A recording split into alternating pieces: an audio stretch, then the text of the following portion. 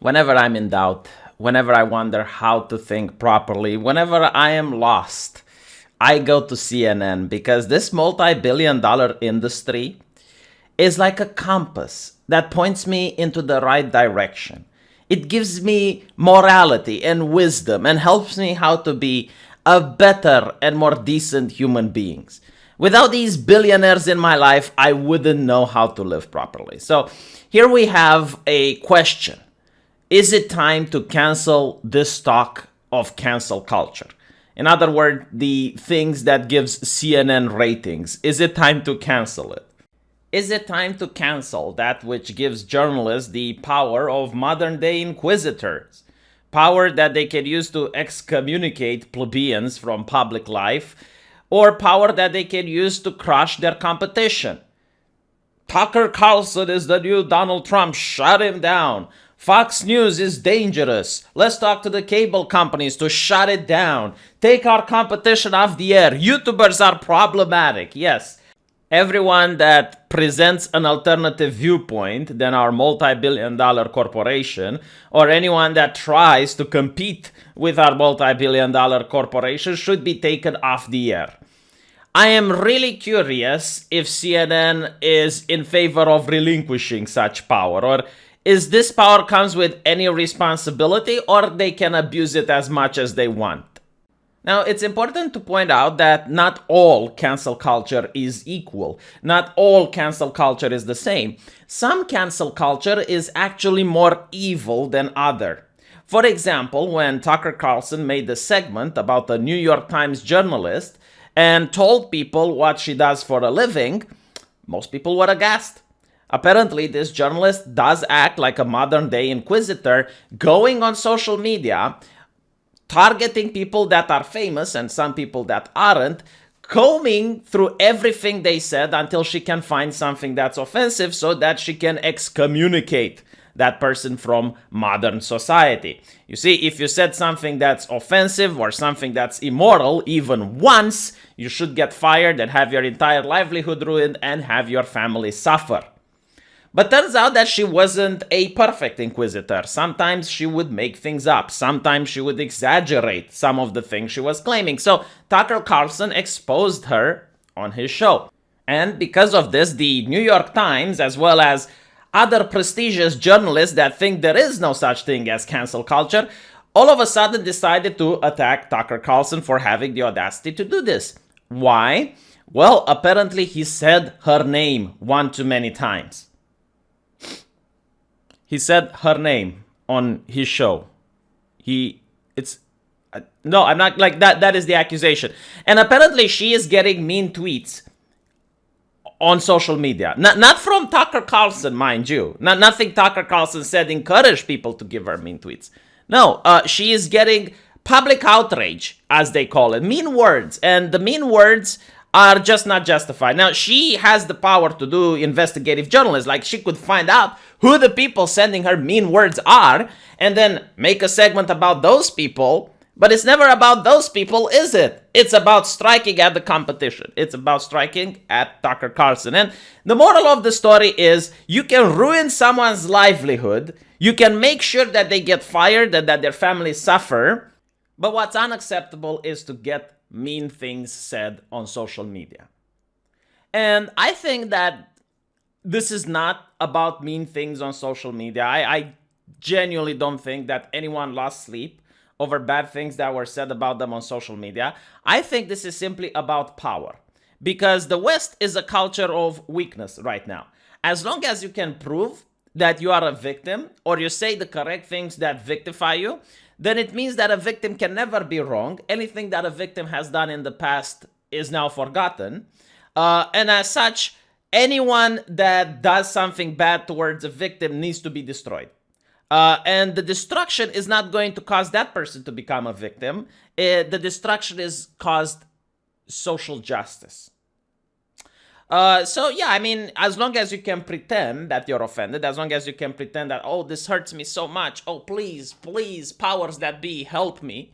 And when the powers that be just smite the people that said wrong things to you, all of a sudden, that is justice. Now, regarding CNN, which is a left-leaning publication, allegedly, in my opinion, it's a publication that protects the interests of the billionaires while pretending to be left-leaning, are saying that they don't understand what cancel culture is. Is it someone getting fired for harassment or problematic views? Now, here's what I like about this. Like, they don't understand what cancel culture is, but they seem to understand what systemic racism is. They seem to understand what hate speech is. Like other ambiguous concepts that also exist, and I remember Mark Zuckerberg unable to provide the definition of what hate speech is in front of Congress, CNN seems to understand them completely, like down to a T. It's almost like an art form for them. But when it comes to like what is cancel culture, it's like, well, $1 billion news investigation, and we can't figure out what cancel culture is. Is it a popular figure losing fans or affiliates because of their past actions? No, that's the power of public opinion. Is it someone getting fired for harassment or a problematic view? No, that's the workplace doing its job. Is it a company choosing not to publish a book or a group of people boycotting a brand? No, that's the free market at work. Okay, none of these things happen in Romania. I know it's weird, isn't it? Why isn't it happening here? Why aren't people in Romania complaining about cancel culture? Why weren't people in the United States complaining about cancel culture in the 50s? Why is it now? Why is it all of a sudden people are complaining about it and they weren't complaining about it up till now? How did the US have a free market without cancel culture?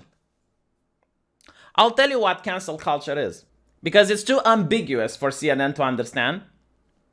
It is the political persecution of ideological dissidents. It is the political persecution of people that start upsetting the wealthy a little bit too much. That's what cancel culture is. Because it's an ambiguous term. Okay, fine. Is the political persecution. Is that better? Because people were complaining about it in the USSR. People are complaining about it in China. People are complaining about it in Venezuela. Right? It's not cancel culture. It's political persecution. What are the chances that if you look at Hollywood, you notice that almost every single actor agrees with each other on politics? Like if you hire the best person for the job, what are the odds that when you look at corporations that are influential, literally every single person thinks the same? Do they think the same because they legitimately think the same, or do they think the same because they're afraid to think otherwise because consequences can happen? And why is persecution not okay? It's because it's unjust. When you're accused of something, you don't get to bring up a lawyer. You don't get to show evidence. You don't get to have your case heard. No. If someone of influence, like in medieval times, if someone of influence would make an accusation against you, you're done. It's like the Don Lemon of CNN said, it rings true. Like Don Lemon from CNN, just so you can understand how these people persecute their opponents. They made a video where Don Lemon says, well, we don't even need to listen from what the royals have to say because what Meghan said rings true. So in other words, you have the nobility of society, which are the woke supremacists, let's call them as such. And if they make an accusation against someone that's not a woke supremacist, then it rings true. So we don't even need to look at the facts or the evidence. The idea that the workplace gets to control the mindset of the people that they have hired is immensely problematic. This is what a fascist nation does. In a free market society, which CNN absolutely loves, the workplace would only be concerned with hiring the best talent. They wouldn't care about race, they wouldn't care about gender, they wouldn't care about ethnicity. The only thing they would care about is, can you bake the stuff?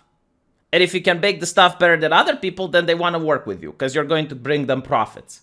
The only thing the workplace would be concerned is, what do employees do during working hours? Do they arrive at work on time? Do they speak nice to the customers? Do they wear the protective gear so that there is no hair in the pastry?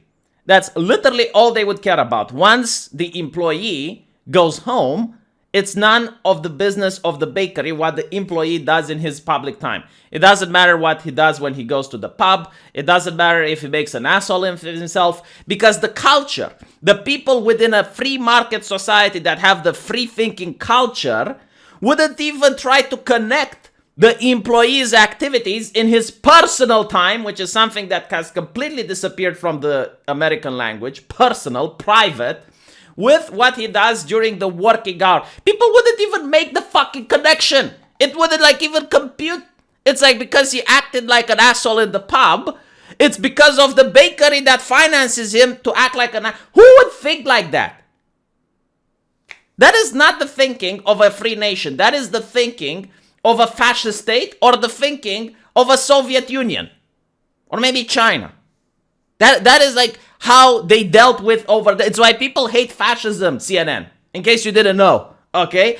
Most people don't go into political theory to understand the underlyings of fascism. No. The reason they hate it is because they try to control every aspect of your life. And if they can't lock you up for doing something, then they try to get you fired. Companies stop being just an entity to make profit, and they start becoming a community where they have to send a message, and they need to educate their employees, and now they're directly tied with the state in the education and the formation of citizens. It is disgusting, okay? Free market society doesn't do that. The way CNN thinks it should be done, however, is that every single person should live in fear and horror over the things they say on social media. Social media should become public records with official capacity. So if you said something naughty 6, 7, 8, 9 years in the past, it doesn't matter. You can be fired today, made unemployed, and dependent on the state. Because no one is going to give you a job after CNN thinks it's okay. By the way, this used to be against journalistic guidelines. It used to be against the ethics of journalism. You are supposed to try and minimize the harm that you can cause against the person who you're making a story on. Now it's maximizing the harm to a person that you're making the story on. I mean, remember when CNN blackmailed an American person for making a meme at their expense? Do you remember that? Because it happened a couple of years ago. Yeah, some edgy kid made a meme, which made CNN look bad. So they threatened to dox them live on air, they blackmailed them and said, you take this meme back, and if you make another one, we're going to dox you. They make defense of some of the most unhinged people in society that threaten with violence on other people who think differently. And they know, if they're going to make an article, those violent people are going to do the attack. Maybe this is why they're worried about Tucker Carlson, because they think maybe Fox News does the same. Remember when you had the Epstein scandal? I mean, everyone knows it, right? He was convicted as a pedophile. He had influential people that were in his circle taking them to the island. Unfortunately, he passed away before he could say anything, right? Now, here's the kicker. On CBS, there was an interview way before that happened, years before.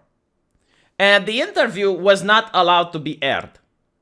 Now, someone at CBS, after Epstein passed away, they released the footage showing the interviewee very frustrated because the palace apparently called and said that the interview shouldn't be aired.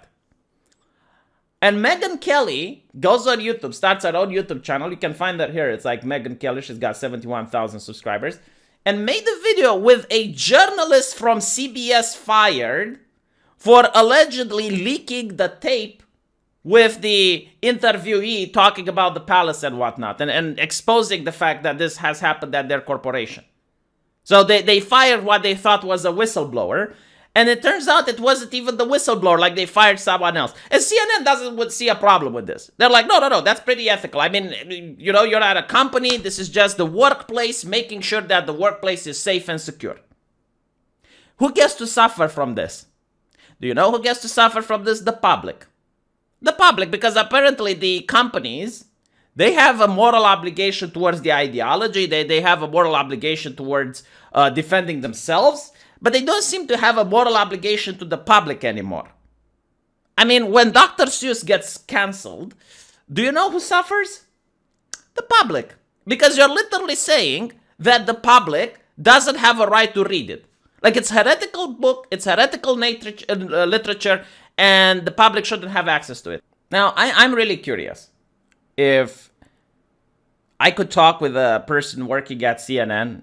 Obviously, it would never happen, but I'm really curious. Like, I would want to have a conversation with them about authoritarianism. You know, like, let's look at Nazism, censorship. Is it anything that they did which you consider wrong? Because I think like almost everything they did is wrong. No, actually, everything they did was wrong. You know, like, we could start with book burnings. It's like, why are they bad? Do you disagree with it, or is it a good thing? Like little just questions, so I can understand how they're thinking. The USSR, when they would persecute writers of books and writers of literature, do you agree with it or not? Like, it's interesting, because then we can go up the chain. It's like, okay, so if you work at CNN and your boss tells you you're not allowed to cover a scandal, how do you feel? Do you think it's for the public interest? Do you think it's a good thing that a journalist is now being controlled by a corporation in a time where we have fewer and fewer independent journalists? Do you enjoy the fact that the media is becoming more and more centralized in the hands of just a couple of billionaires? And it now becomes a top-down hierarchy rather than a grassroots movement where people can just report the news? Do you like this culture? No? Why are you defending it? Oh, are you defending it? Or is it that your boss tells you to defend it because it benefits their bottom line? I mean, yeah, obviously, if I was a mainstream media company the size of CNN, I would love cancel culture. I would just adore it. I mean, it gives ratings. It makes sure that the competition gets to be kept in check. I mean, hell, if you have someone that's successful, like Tim Pool or someone like that starts doing ratings and it takes people away from your publication, then let's see if he hasn't said anything problematic in his social media. I mean, he's releasing a video a day for the last couple of years. Like, at least one line should be problematic. Let's find like 2 or 3 things that he said, which is upsetting. And then we can create this fake pressure, this fake outrage, in order to try to get him deplatformed by YouTube. Why wouldn't they like having this power? I mean, I literally don't understand how they can pretend that this is what people want. Take PewDiePie as an example. What did PewDiePie do wrong? Well, he was BTFOing the media in ratings, meaning that advertisers were going to him rather than going to the media. And he was also talking against journalism, which is horrible. It's a sin. So he had to be punished. So all of a sudden, Wall Street Journal finds out that he made jokes at the expense of the Jewish community. Now, what's interesting about it is that his videos got millions of views. Most of them were thumbs up, so there wasn't an uproar, there wasn't an outrage over those jokes until Wall Street Journal makes an article about it. Then all of a sudden, everyone makes an uproar. It causes the apocalypse to happen on YouTube. But here's what's interesting. One of those journalists who worked at Wall Street Journal also made jokes at the expense of the Jewish community. Why isn't he getting targeted? And the reason is that he is a good boy. See, the targeting, the cancel culture isn't about people getting offended. It's literally about power. It's the people that are wealthy and the people that also have connections. Because it's not enough to be wealthy and it's not enough to have connections. You need to have both of these things. And they can target the ones below their chain in order to get them fired or get them attacked. And the idea is, you don't know if you're safe. All right, like a football player had his wife tweet something offensive and he got fired for what his wife tweeted. So you don't know the rules. You don't know, like even CNN doesn't understand what cancel culture is. But the idea is you need to keep your head down and don't have political opinions. Let your betters have political opinions. Let the powerful have political opinions. The only thing you need to do is to keep your head down and be thankful you have a job. And that's what cancel culture is. It's not about making sure that society is safe. It's not about ending racism or ending sexism or ending on. None of these things are going to be ended. But what is going to happen is about empowering the corporations and making sure that they're the only ones that get to say things because they're safe. Okay? And you saw this with the interview. Criticizing AMC doesn't work. There's nothing that's going to happen to them. Criticizing the New York Times doesn't work. There's nothing that's going to happen to them. Criticizing the powerful doesn't work. They don't care. Criticizing the little guy, boom, immediately he's gone. And that's what cancel culture is, CNN. Hope you understood it. I don't think you're going to try to end it because it benefits you. I mean, look at Cuomo. Is he resigning over the criticism? No, he's now a pillar against cancel culture. You know what? I stand with Cuomo. I for one, if I was an American, I would vote for him. I would vote for him because he is the rock. He is the pillar. He understands what cancel culture is, and as a victim of it, he's going to stand against it. He is my rock against the tide. Hashtag I stand with Cuomo. Hashtag vote for Cuomo 2024. If you like this video, please do give it a thumbs up. And I said that I will give you buyer's remorse. See? A lot of people donated to me, but I betrayed you all. I stand with Cuomo, goddammit. He's going to be the person that's going to make the change. When I look at Cuomo, you know, I see change. Change. That's his new slogan. That's how he should go with in the next elections. Change.